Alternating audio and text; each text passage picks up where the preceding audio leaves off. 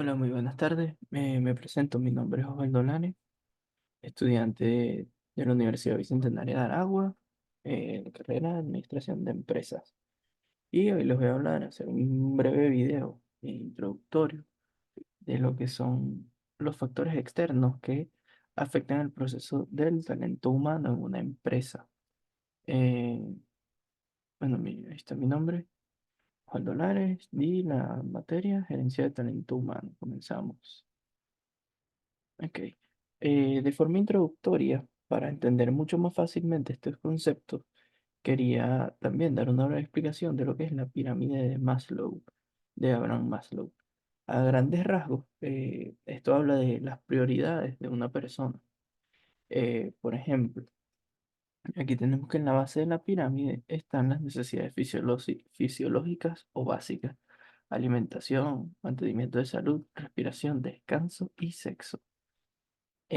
¿Cómo afecta esto en una empresa? Una persona que esté en un eslabón más bajo de la pirámide, que no haya solventado sus necesidades básicas, como puede ser alimentación, como puede ser eh, que tenga problemas de salud, obviamente no va a rendir tan bien en su trabajo o desempeñando las labores que debe hacer en la empresa como una persona que ya esté en el eslabón D, que sería, por ejemplo, necesidad de autoestima, reconocimiento, confianza, respeto y éxito. Es decir, una persona que quiera trascender, quiera dejar algo más allá de sus funciones básicas. Este, bueno, entonces aquí tenemos, le sirve de referencia para también revisión de varios conceptos. Tienen que es fisiológicas, necesidades de seguridad, necesidades sociales, autoestima y de autorrealización. Importante siempre considerar eso. Entonces comenzamos. ¿Cómo afecta la economía a una persona, en una empresa, en su desenvolvimiento y qué debe hacer la empresa para sobrellevar esto?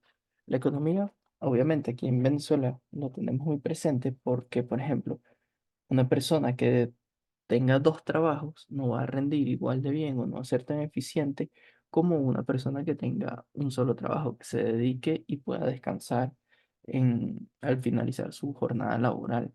Entonces, una empresa debe estar consciente de que la remuneración de esta persona es importante que le sea suficiente para tener solamente ese trabajo en caso de que sea esa la necesidad de la empresa, porque si tiene otras actividades por fuera, obviamente va a rendir mucho menos, aunque eso sea actividades externas a la empresa. Entonces siempre es importante entender al trabajador o la persona como un individuo completamente, no solo alguien que desempeña una labor y ya. Ok. Como siguiente tenemos los sindicatos. Este es importante y también aquí se habla bastante de lo que ha sido nuestra evolución como eh, empresas, la tecnificación de las mismas, debido a que por lo menos durante la revolución industrial no se veía a los trabajadores como se ven ahora, que son unos entes de producción que necesitan descanso, que necesitan suplir sus necesidades, que necesitan factores de seguridad para poder rendir de forma correcta en el trabajo. Entonces, tenemos que en aquel momento no habían leyes, sino era nada más como un convenio entre el trabajador y el empleador. Y obviamente, como en el mercado de capitales existían muchos trabajadores y pocas empresas, bajaban mucho estas exigencias de los trabajadores. Es decir, como habían tantos trabajadores y pocas empresas donde trabajar, la gente aceptaba prácticamente lo mínimo. Como aquí podemos ver en esta foto, por ejemplo, que tenemos niños trabajando en vez de estar en una escuela estudiando o aprendiendo. Iban a trabajar y obviamente les pagaban mucho menos que a lo que le pagarían a un adulto. O capaz ningún adulto aceptaría ese trabajo y por eso estaban trabajando aquí niños. Bueno, aquí podemos ver también que la limpieza no es algo que apremia en ese momento y que era una situación muy fuerte. Y por el lado izquierdo tenemos lo que fue en esta evolución la creación de los sindicatos. fueron grupos de trabajadores que se fueron agrupando, valga la redundancia, se agruparon para establecer un mínimo de necesidades para los trabajadores, para los empleados, debido a que esta explotación no podía conseguir adelante. Los accidentes laborales eran muy frecuentes, el abuso laboral era muy frecuente. Entonces podemos ver que aquí mucha gente se reunía a discutir en la calle y a exigir a, a los empleadores, a las empresas, eh, ciertos mínimos. Entonces, ¿qué pasaba? Al ellos todos ponerse de acuerdo, podían ir a huelga, ir a paro, y obviamente la empresa no producía. Entonces era como la forma que se desarrolló de negociación entre ellos. Luego se realizaron como ciertos convenios entre los empleadores y los empleados, donde también se creó y puso la mano del Estado de aplicar leyes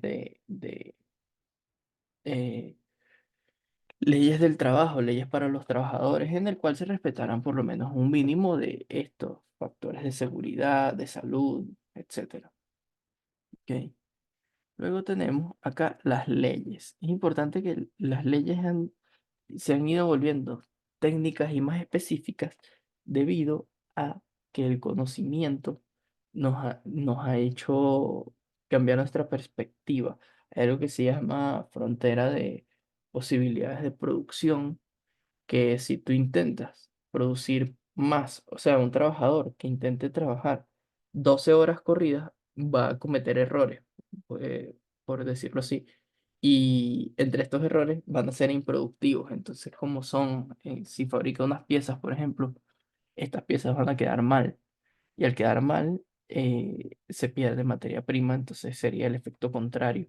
Se ha llegado al consenso, pues, de por lo menos horas de jornadas laborales, que deben ser 8 horas al día, 2 días de descanso a la semana, debe tener derecho a utilizar un baño, por ejemplo, tener agua, es importante.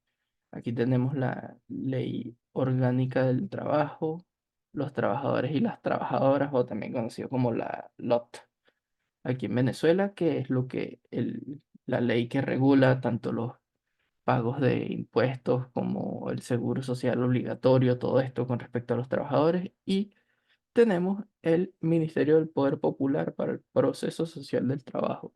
Es el ente gubernamental del Estado que se encarga de vigilar que las empresas cumplan esta ley. Entonces es importante también saber cuál es, que existe, y en la empresa tener conocimiento de estas leyes, de estas restricciones.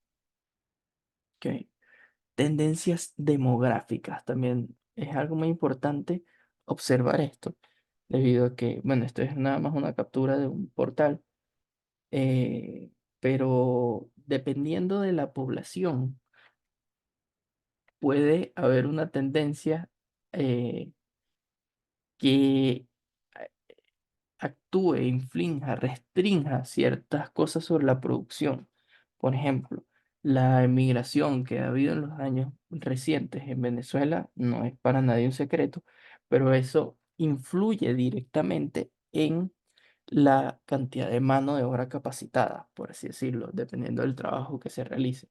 Entonces, todos estos factores, obviamente, se han estudiado de forma estadística y anualmente se pueden obtener estos datos.